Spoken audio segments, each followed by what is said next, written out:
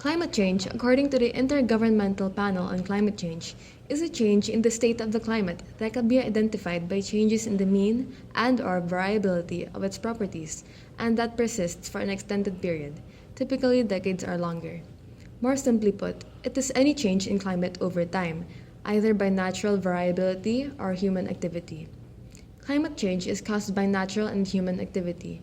Scientists measure climate change by radiative forcing, which quantifies how much energy is perturbed into the Earth system, meaning that the regular temperatures in the Earth's climate are disturbed by drivers of climate change.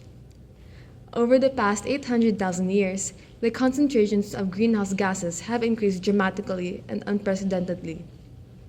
Levels of carbon dioxide, methane, and nitrous oxide have all shown large increases.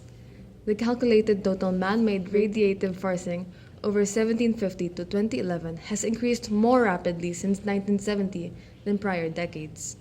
Carbon dioxide is the single largest contributor to radiative forcing at 40%.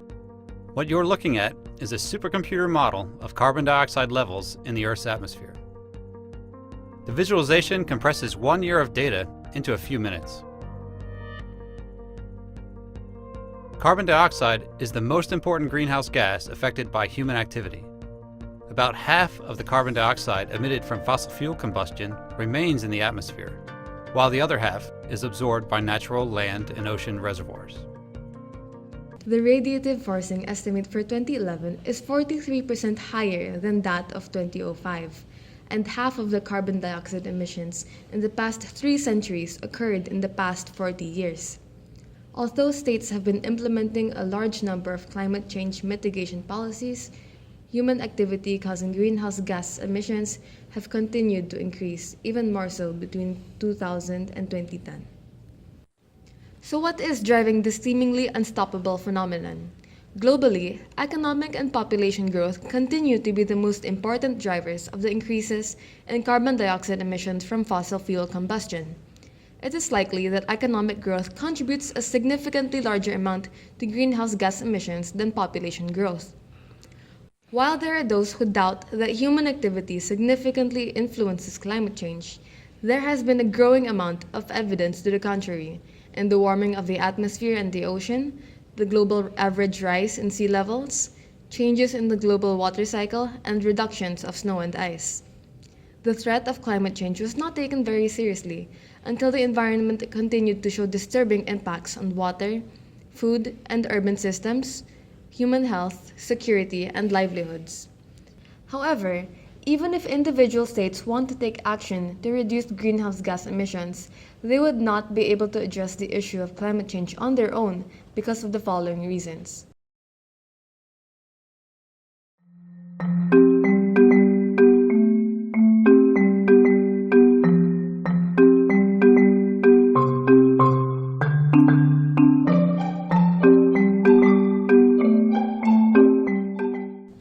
The United Nations Framework Convention on Climate Change started in 1992 as an international response to climate change. Their goal is to stabilize greenhouse gas concentrations at a level that would prevent dangerous human interference with the climate system. It puts responsibility on developed countries to lead the way. The convention also aims to provide financial assistance to developing countries and share technology with less advanced nations. The Kyoto Protocol was developed in 1995 as a legally binding agreement which commits its parties by setting internationally binding emission reduction targets. While there were more successes than failures from countries that have committed to their target reductions, emerging economies such as China have decreased the success rate of the agreement. Overall, the result is that global emissions have showed no sign of slowing down. In that sense, the Kyoto Protocol has been a failure. But it was unquestionably an important first step in global climate diplomacy. The Paris Agreement, adopted in December 2015, marks the latest step in the evolution of the UN climate change regime and builds on the work undertaken under the convention. The Paris Agreement is a response to the failure of previous international agreements to reduce emissions. It brings all nations into a common cause to take ambitious efforts to combat climate change and adapt to its effects, with enhanced support to assist developing countries to do so. It differs from previous agreements by including a new technology framework, and an enhanced capacity building framework which is more robust and transparent. The Paris Agreement requires all parties to put forward their best efforts through nationally determined contributions and to strengthen these efforts in the years ahead. This includes requirements that all parties report regularly on their emissions and on their implementation efforts. Given the failure of previous global agreements in making countries commit to reducing their greenhouse gas emissions, there seems to be underlying reasons why there is a weak global action against climate change. We believe that having another global agreement such as the Paris Agreement would not be enough to address climate change effectively if the reasons why there is a weak global action against climate change in the first place are not addressed. In our opinion, addressing these underlying reasons is necessary to address climate change because it would give the motivation to voluntarily commit to the cause of addressing the problem. The first reason that we believe causes the global action against climate change to be weak is climate change denial. Basically, there are two reasons for this. First, people prefer to have their own opinions and interpretations of the facts related to climate change because they are not directly affected by it. Incredibly, this latest damning scientific report may still face an uphill climb with some of us. There's that Gallup poll that came out last month, which found 1 in 4 Americans is skeptical of all the effects of climate change and thinks this issue's been exaggerated. Who gives a shit? That doesn't matter. You don't need people's opinions on a fact. The debate on climate change should not be whether or not it exists, it's what we should do about it. There is a mountain of research on this topic. Global temperatures are rising, heat waves are becoming more common, sea surface temperatures are also rising, glaciers are melting, and of course no climate report is complete without the obligatory photo of a polar bear balancing on a piece of ice. The only accurate way to report that 1 out of 4 Americans are sceptical of global warming is to say, a poll finds that 1 out of 4 Americans are wrong about something. Because a survey of thousands of scientific papers that took a position on climate change found that 97% endorsed the position that humans are causing global warming. And I think I know why people still think this issue is open to debate, because on TV, it is. Second, some parties benefit from contributing to the denial, such as the fossil fuel industry and companies that use it. The second reason is that many people are unable to see the larger picture and create connections between everyday activities and the global climate change phenomenon. So an example of this is the inability to see the larger connection between economic activities and climate change.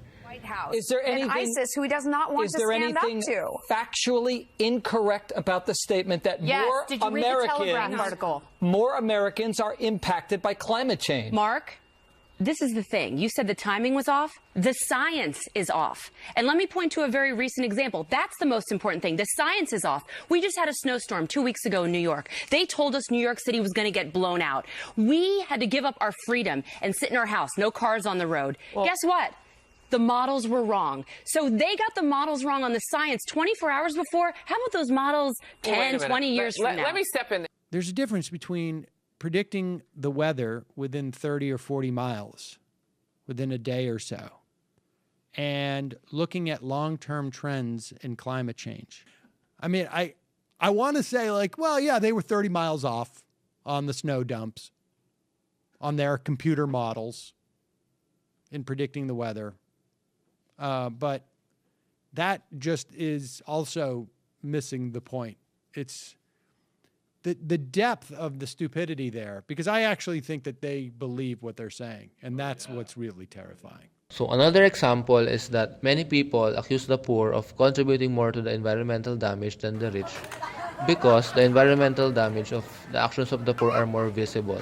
For example, everyone complains that throwing trash into the rivers and smoke belching show a lack of discipline among the poor, but usually no one complains that conspicuous consumption and buying of luxury goods that the rich do not really need are also forms of lack of discipline.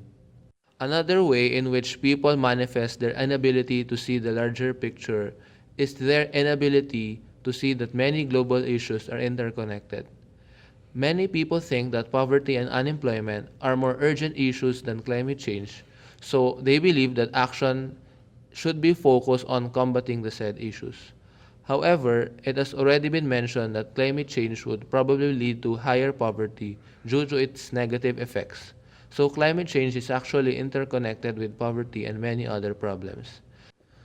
The third reason why global action against climate change is weak is because people see reduction in greenhouse gas emissions as a threat to the economy instead of as a savior to it and to the planet. Many people and governments do not want to reduce greenhouse gas emissions because they believe that doing so would harm the economy in general, especially in the short run. However, they should consider that not doing so would also harm the economy in the long run, so reducing greenhouse gas emissions is imperative. They also do not want to reduce greenhouse gas emissions because they think it's difficult since renewable energy is too expensive and cannot provide baseload power. What they should consider is that when you account for the effects which are not reflected in the market price of fossil fuels, like air pollution and health impacts, the true cost of coal and other fossil fuels is actually higher than the cost of most renewable energy technologies. Lastly, they do not want to reduce greenhouse gas emissions because they think it would hurt the poor in the short run. However, we have already established that climate change would hurt the poor the most, so addressing it would help the poor in the long run. Addressing climate change is necessary to provide for our future needs and the needs of future generations, and is necessary for our long-term survival. So short-term sacrifices are needed to save the current and especially the future generations of human beings.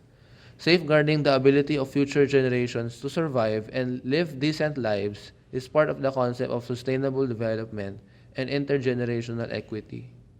Also, the sacrifice of reduced consumption in the case of the rich is definitely less of a sacrifice than the sacrifice to be endured by the poor due to the effects of climate change. There are many ways to address this issue, but the primary way is simply to address the reasons why global action is weak in the first place. We believe that education and empowerment are more helpful in the long run in convincing and motivating people to act on climate change on their own compared to many different regulations, policies, and agreements.